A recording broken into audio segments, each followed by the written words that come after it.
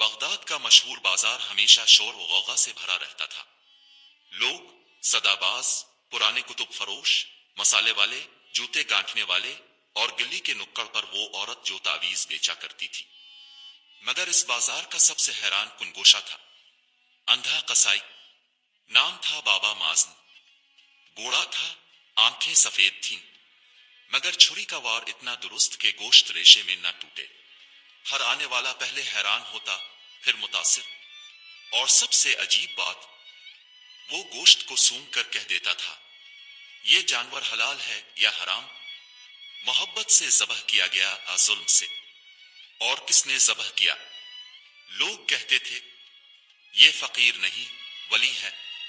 کچھ کہتے جادوگر ہے۔ ایک دن بغداد کے بازار میں ایک نیا تاجر آیا۔ خوبصورت لباس، میٹھا لہجہ، مگر آنکھوں میں چمک ایسی کہ جیسے کوئی راز چھپا ہو۔ اس نے بابا مازن کو ایک بڑا پارچہ گوشت تھمایا اور کہا، ذرا بتانا بابا، کیسا گوشت ہے؟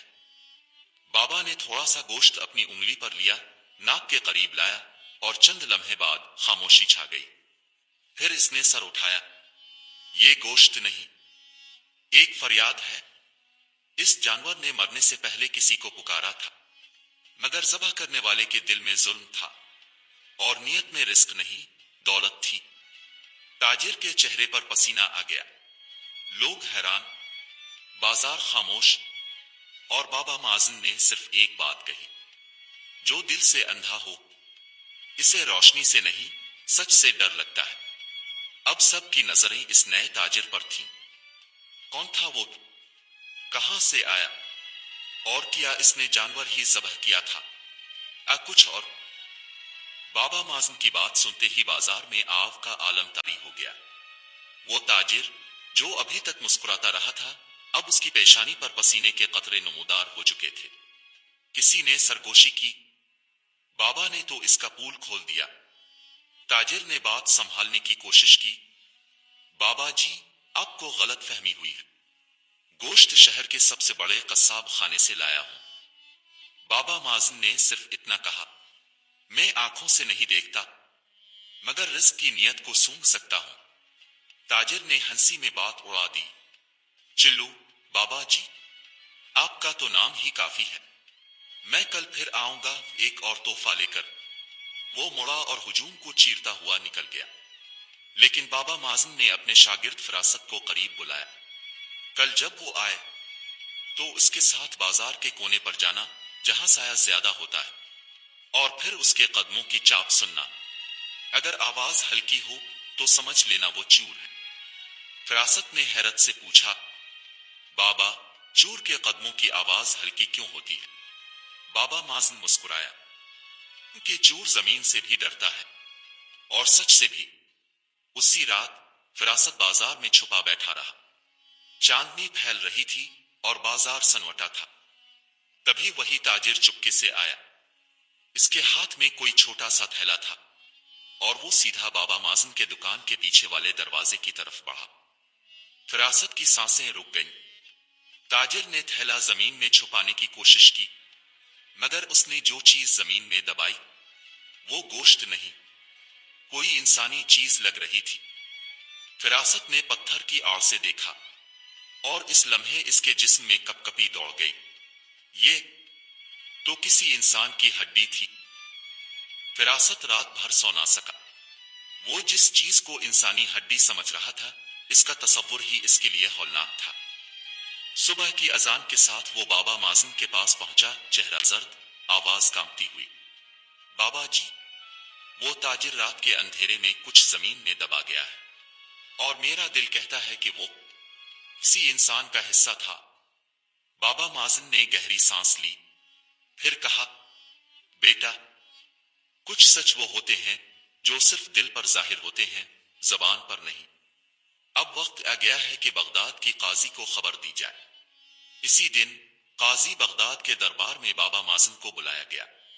تمام بڑے تاجر، بازار کے مشہور لوگ اور شہر کا کوتوال بھی موجود تھا۔ قاضی نے حیرت سے پوچھا، بابا مازن، آپ اندھے ہیں، پھر بھی اب کہتے ہیں کہ ایک شخص نے جرم کیا ہے، ثبوت کہاں ہے؟ بابا مازن نے اپنا ہاتھ سینے پر رکھا. اگر سچ صرف آنکھ سے دکھتا تو ہر اندھا گمراہ ہوتا، لیکن میں نے اس گوشت میں وہ چیخ سنی ہے جو زندہ انسان کی آخری پکار تھی. قاضی نے درباریوں کو حکم دیا کہ تاجر کو بلایا جائے. جب تاجر دربار میں لایا گیا، اس کے چہرے پر کوئی تاثر نہ تھا. قاضی نے نرمی سے پوچھا، بازار میں تم نے جو گوشت دیا وہ کہاں سے لایا تھا؟ تاجر نے جواب دیا، قانونی قصاب خانے سے، رسید بھی موجود ہے. قاضی نے کاغذ دیکھے، سب کچھ مکمل تھا. اور بابا مازن آہستہ سے بولا، ہر وہ چیز جو گوشت کی صورت میں بیچی جائے رزق نہیں ہوتی. بعض اوقات وہ ظلم کا بوجھ بھی ہو سکتی ہے. قاضی نے گرج کر کہا، اس تاجر کو قید میں رکھا جائے اور اصل کہانی جلد سامنے لائی جائے. قید خانے میں اندھیری رات تھی. تاجر ایک کونے میں بیٹھا پسینے میں ڈوبا تھا اور باہر پہرا تھا. بابا مازن نے قاضی سے گزارش کی، مجھے ایک بار اس تاجر سے تنہائی میں بات کرنے دیجیے. قاضی نے اجازت دے دی. بابا مازن لاٹھی کے سہارے قید خانے میں داخل ہوا. تاجر نے طنز سے کہا، تو آخر کار فقیر نے مجھے پکڑوا ہی دیا. تم اندھے ہو مگر آنکھوں والوں سے زیادہ دیکھتے ہو. بابا مازن آہستہ سے بولا، میں تمہیں سزا دلوانے نہیں آیا، تمہارے دل کو جھنجھوڑنے آیا ہوں. بتاؤ وہ کون تھا جسے تم نے مارا؟ تاجر خاموش رہا. بابا نے کہا، تمہارے گوشت میں اس کی بے بسی کی خوشبو تھی، وہ صدائیں جو موت سے پہلے نکالی گئی. تاجر کانپ گیا، آنکھوں سے آنسو بہنے لگے. وہ میرا بھائی تھا. اس نے تھوک نگلا اور کہا، میرے باپ کی جائیداد، میری ماں کی دعائیں سب اسی کو ملے. میں نے اس سے نفرت کی، اور جب اس نے قصائی کا کاروبار شروع کیا تو میں نے اس کو ختم کر دیا اور گوشت بیچ کر خود کو بچانے کی کوشش کی. بابا مازن خاموش رہا، پھر بولا، تم نے گوشت کا کاروبار چنا اور اپنے دل کا خون بیچا، لیکن سنو، تمہاری توبہ ابھی بھی اللہ کی عدالت میں پہنچ سکتی ہے اگر سچی ہو. تاجر زار و قطار رونے لگا. میں سزا قبول کرتا ہوں، مگر کیا میرا دل کبھی معاف ہو سکے گا؟